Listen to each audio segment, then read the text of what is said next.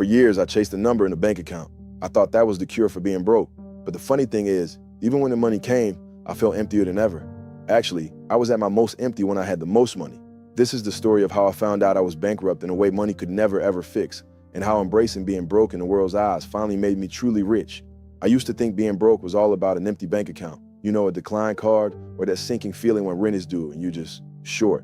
My worth was my net worth. My peace of mind came from my financial stability. But I was so wrong. I had some money, yeah, but my spirit was bankrupt. It was this deeper kind of poverty, an inner hollowness that no paycheck could fill, an emptiness that left me feeling anxious and insecure, no matter what my life looked like on the outside.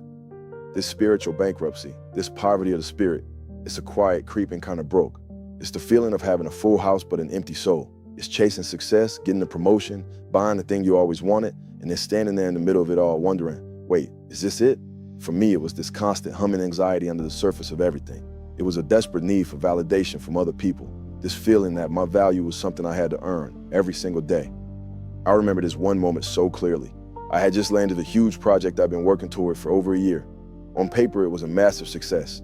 The contract was signed, the money was on its way, and I should have been celebrating. I called my family, I posted about it online, I did all the things you're supposed to do when you make it.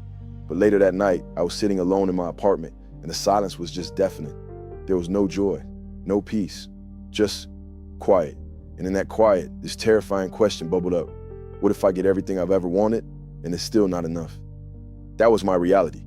I was living in a state of self-reliance, believing I could control everything, build my own security, and create my own happiness. But man, it was exhausting. I was performing for my own peace of mind, and the performance was bombing. I was trying to fill this inner void with things that were never designed to bring real peace. My heart was troubled and restless because it was trying to find rest in everything but the one thing that could actually provide it.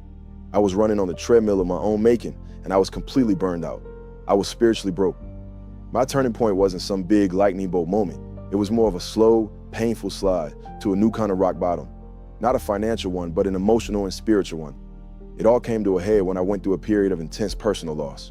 Everything I had been leaning on for my identity, my work, a relationship, my carefully laid out plans, it was all shaken at once. There I was, stripped of all the external things I thought made me me, and I was terrified. The anxiety I kept bottled up for so long came crashing in like a tidal wave. I remember one night, just in the depths of it all, I literally fell to my knees. I had nothing left. No strength, no answers, no 5-step plan to fix it. And in that moment of complete surrender, for the first time, I didn't try to solve my own problem. I just admitted it. I prayed a prayer that wasn't fancy at all. It was just, God, I'm done. I can't do this anymore. I am broke. I have nothing left to give. If you're real, I need you. That was it. That was the moment I declared spiritual bankruptcy. It wasn't about shame. It was about finally accepting the truth that I couldn't earn my way to peace. I had to stop trying to pay a spiritual debt I could never afford. When I hit the floor, I finally understood what it meant to be poor in spirit. My whole life I thought being poor was a curse. But Jesus says, blessed are the poor in spirit, for theirs is the kingdom of heaven. I always thought that was about money, but it's not. It's about recognizing you are totally spiritually bankrupt without God. It's admitting that you are destitute and can't save yourself. It's emptying yourself of all that self-reliance.